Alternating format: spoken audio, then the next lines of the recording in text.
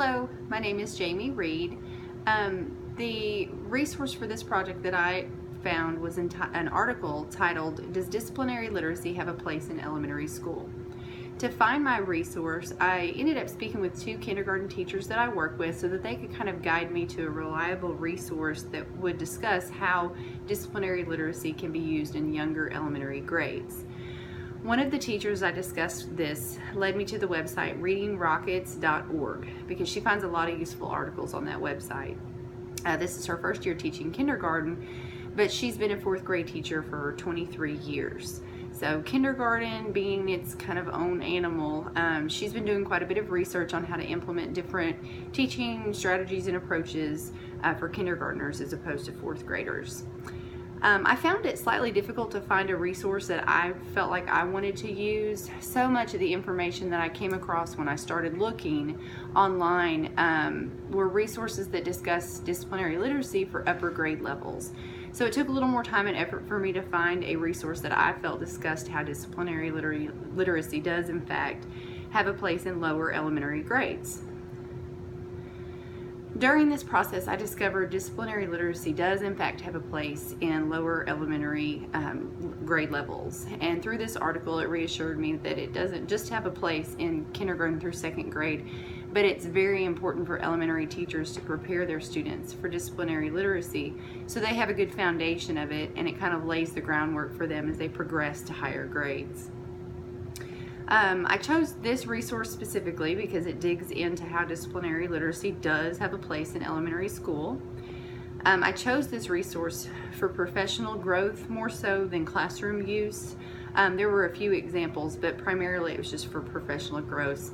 I thought that it really, after reading it, it really helped me understand that disciplinary literacy isn't something that you have to wait until a certain grade level to implement, which it discusses at the end of the article. There's kind of two theories. Some say you should wait, and some say there's never an age that's too early. The resource is research-based. It goes over a lot of the same information that was in our text just about disciplinary literacy, the definition of it, what it is and why it's important. It discusses a great deal of research and findings on the importance of disciplinary literacy and how it ties into testing and Common Core standards and so on.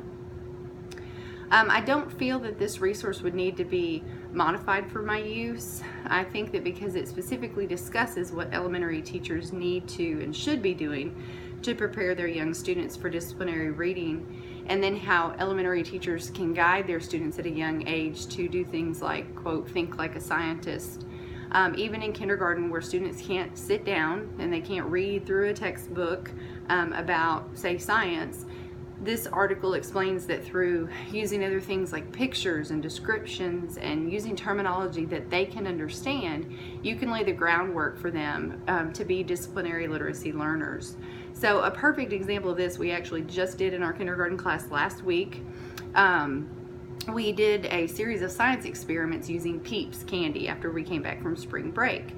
So we explained what scientists do, we explained what experiments were, and then we talked about what we were going to be doing specifically for those experiments, and we gave them their little journals, so they were their scientist journals.